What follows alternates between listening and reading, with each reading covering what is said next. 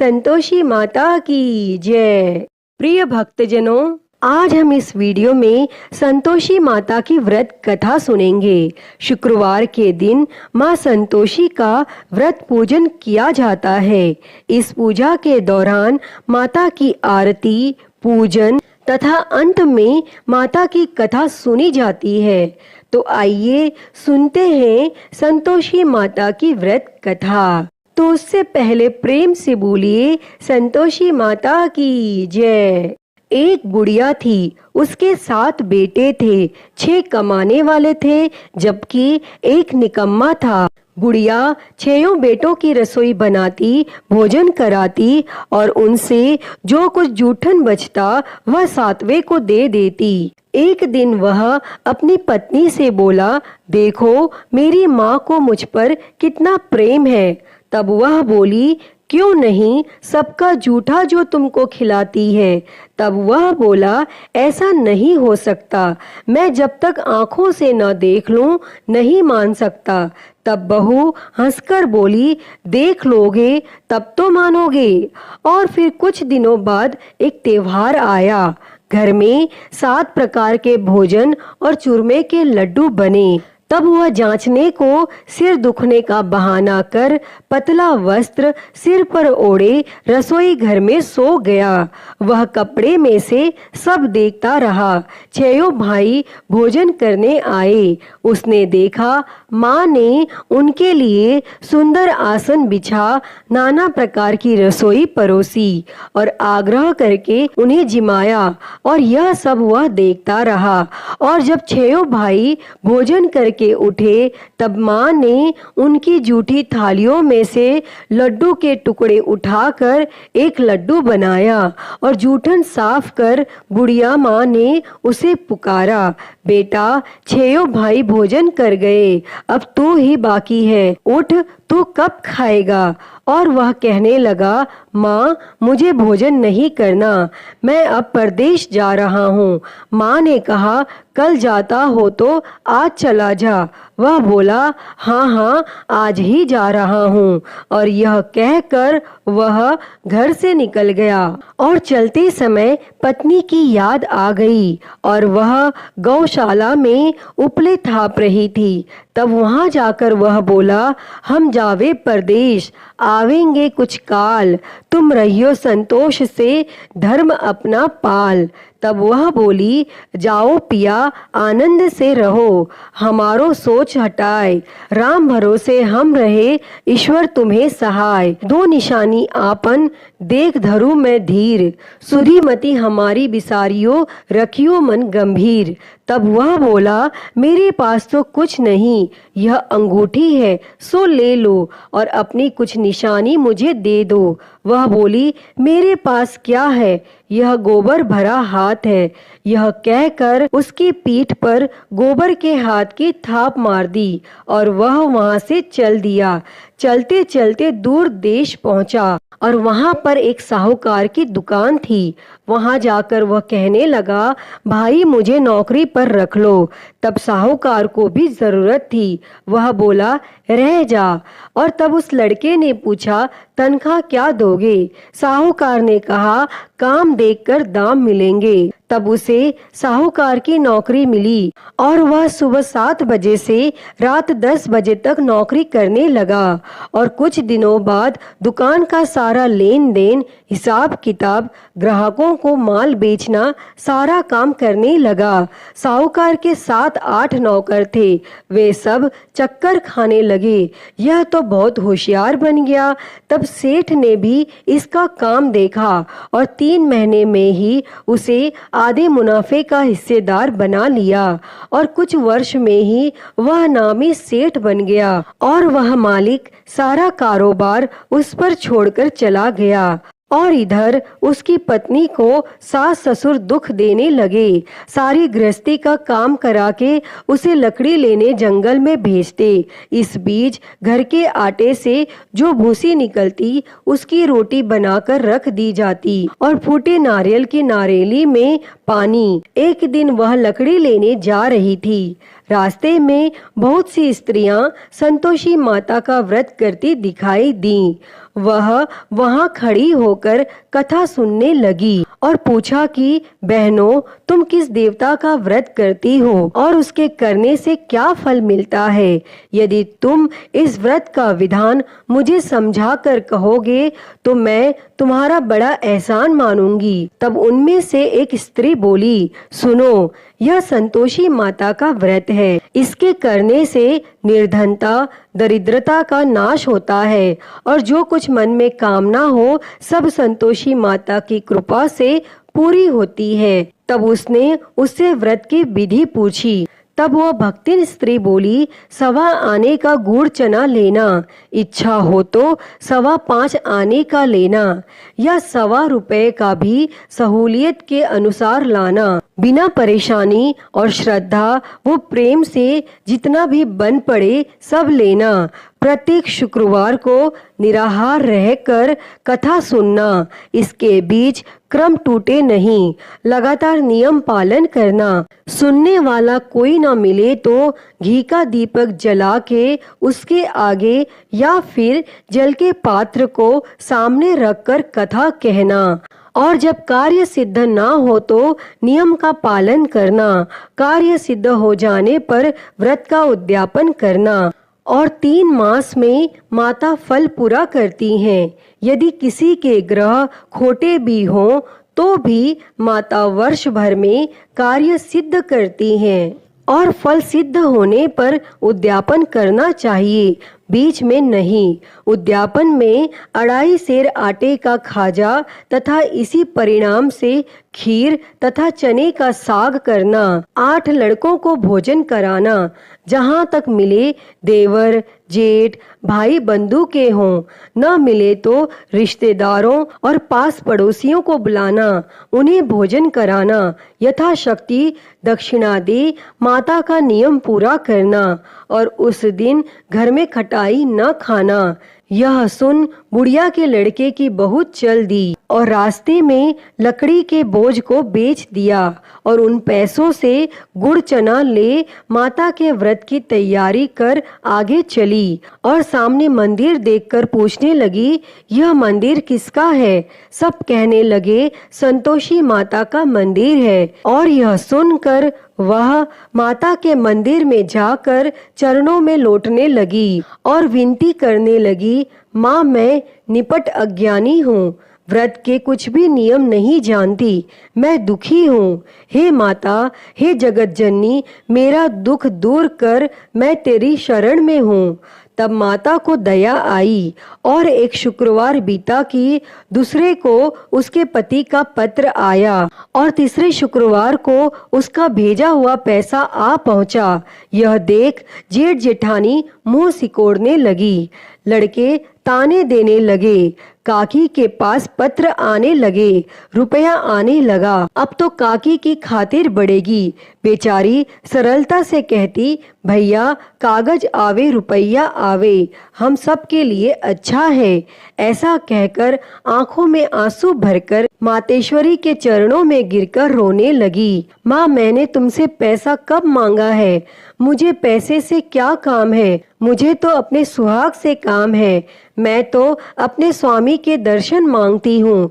तब माता ने प्रसन्न होकर कहा, जा बेटी, तेरा स्वामी आएगा। यह सुनकर खुशी से बावली होकर घर में जा काम करने लगी। अब संतोषी माँ विचार करने लगी, इस भोली पुत्री को मैंने कह तो दिया कि तेरा पति आएगा, लेकिन कैसे? वह तो इसे स्वप्न में भी याद नहीं करता। उसे याद दिलाने को मुझे ही जाना पड़ेगा। और इस तरह संतोषी माता उस बुढ़िया के बेटे के पास जा स्वप्न में प्रकट होकर कहने लगी, साहूकार के बेटे सो रहा है या जागता है?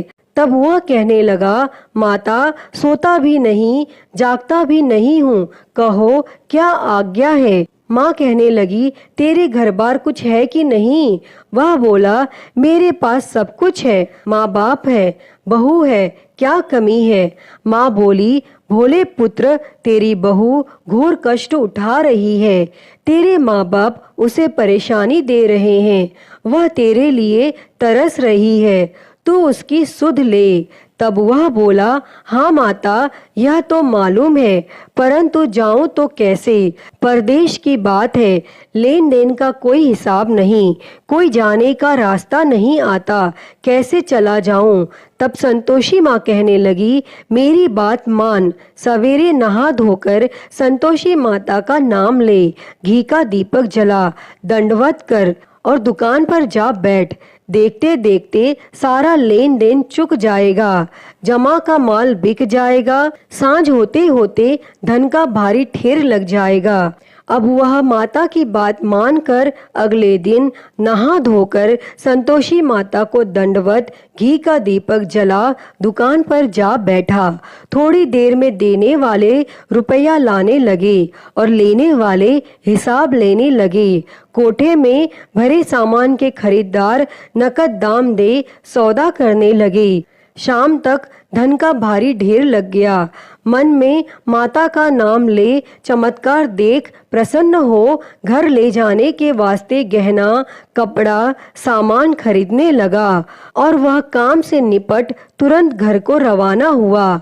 उधर उसकी पत्नी जंगल में लकड़ी लेने जाती, लौटते वक्त माता जी के मंदिर में विश्राम करती और वह तो उसके प्रतिदिन रुकने का जो स्थान ठहरा, वह धूल उड़ती देख माता से पूछती है, हे माता, यह धूल कैसे उड़ रही है? तब माता कहती है, हे पुत्री, तेरा पति आ रहा है, अब तू ऐसा कर, लकड़ियों के 3 बोझ बना ले, एक नदी के किनारे रख, दूसरा मेरे मंदिर पर व तीसरा अपने सिर पर। तेरे पति को लकड़ियों का गट्ठर देख मोह पैदा होगा और वह यहाँ रुकेगा, नाश्ता पानी खाकर माँ से मिलने जाएगा। तब तू लकड़ियों का बोझ उठाकर जाना और चौक में गट्ठर डालकर जोर से आवाज लगाना, लो सासू जी, लकड़ियों का गट्ठर लो, भूसी की रोटी दो, नारियल के खेपड़े में पानी दो, आज मेहमान कौन आया है। तब उसने संतोषी माता से बहुत अच्छा कहकर वह प्रसन्न मन से लकड़ियों के 3 गट्ठर बनाती है, एक नदी के किनारे पर और एक माता जी के मंदिर पर रखती है। इतने में मुसाफिर आ पहुंचा। सूखी लकड़ियां देख उसकी इच्छा उत्पन्न हुई कि हम यहीं पर विश्राम करें और भोजन बनाकर खा पीकर गांव जाएं। और इस तरह रुककर भोजन बना, विश्राम करके वह गांव को गया, सबसे प्रेम से मिला। उसी समय सिर पर लकड़ी का गट्ठर लिए वह उतावली सी आती है, लकड़ियों का भारी बोझ आंगन में डालकर जोर से 3 आवाज देती है, लो सासू जी, लकड़ियों का गट्ठर लो, भूसी की रोटी दो, आज मेहमान कौन आया है। यह सुनकर उसकी सास बाहर आकर अपने दिए हुए कष्टों को भुलाने हेतु कहती है, बहू, ऐसा क्यों कहती है? तेरा मालिक ही तो आया है, आ बैठ, मीठा भात खा, भोजन कर, कपड़े गहने पहन। उसकी आवाज सुन उसका पति बाहर आता है, अंगूठी देख व्याकुल हो जाता है। माँ से पूछता है, माँ यह कौन है? माँ बोली, बेटा यह तेरी बहू है, जब से तू गया है तब से सारे गांव में भटकती फिरती है, घर का काम काज कुछ नहीं करती, 4 पहर आकर खा जाती है। वह बोला, ठीक है माँ, मैंने इसे भी देखा और तुम्हें भी, अब दूसरे घर की ताली दो, उसमें रहूंगा। माँ बोली, ठीक है, जैसा तेरी मर्जी। तब वह दूसरे मकान की 3री मंजिल का कमरा खोल सारा सामान जमाता है। एक दिन में राजा के महल जैसा ठाट बाट बन गया। अब क्या था, वह सुख भोगने लगी। और इतने में शुक्रवार आया। उसने पति से कहा, मुझे संतोषी माता के व्रत का उद्यापन करना है। पति बोला, खुशी से कर लो। वह उद्यापन की तैयारी करने लगी। जेठानी के लड़कों को भोजन के लिए कहने लगी। उन्होंने मंजूर किया, परंतु पीछे से जेठानी ने अपने बच्चों को सिखाया, देखो भोजन के समय खटाई मांगना। जिससे उसका उद्यापन पूरा न हो। और लड़के जिमने आए, खीर खाना पेट भर खाया, परंतु बाद में खाते ही कहने लगे, हमें खटाई दो, खीर खाना हमको नहीं भाता, देखकर अरुचि होती है। वह कहने लगी, भाई खटाई किसी को नहीं दी जाएगी, यह तो संतोषी माता का प्रसाद है। तब लड़के उठ खड़े हुए, बोले, पैसा लाओ। भोली बहू कुछ जानती नहीं थी, उसने पैसे दे दिए। तब लड़के उसी समय हट करके इमली खटाई ले खाने लगे। यह देखकर बहू पर संतोषी माता ने कोप किया। राजा के दूत उसके पति को पकड़कर ले गए। जेठ जेठानी मनमाने वचन कहने लगे, लूट लूट कर धन इकट्ठा कर लाया है, अब सब मालूम पड़ जाएगा जब जेल की मार खाएगा। तब बहू से यह सहन नहीं हुआ और वह रोती हुई संतोषी माता के मंदिर गई और कहने लगी, हे माता, तुमने क्या किया? हंसाकर अब भक्तों को रुलाने लगी।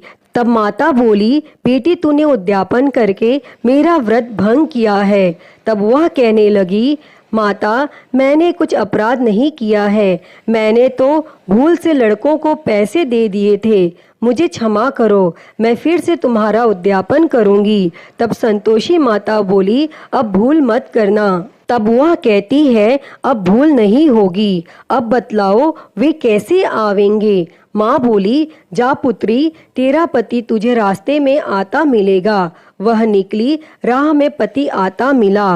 वह पूछी, कहाँ गए थे? तब पति कहने लगा, इतना धन जो कमाया है उसका कर राजा ने मांगा था और वह भरने गया था। तब वह प्रसन्न होकर बोली, भला हुआ, अब घर को चलो। कुछ दिन बाद फिर शुक्रवार आया और वह बोली, मुझे फिर संतोषी माता के व्रत का उद्यापन करना है। तब पति ने कहा, करो। बहू फिर जेठ के लड़कों को भोजन के लिए कहने गई। जेठानी ने एक दो बातें सुनाई और सब लड़कों को सिखाने लगी, तुम सब लोग पहले ही खटाई मांगना।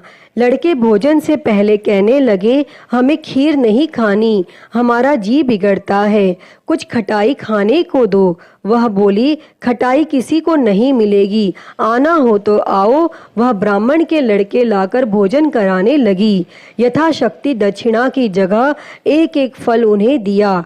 तब संतोषी माता प्रसन्न हुई और माता की कृपा होते ही 9वें मास में उसको चंद्रमा के समान सुंदर पुत्र प्राप्त हुआ और पुत्र को पाकर प्रतिदिन माता जी के मंदिर को जाने लगी।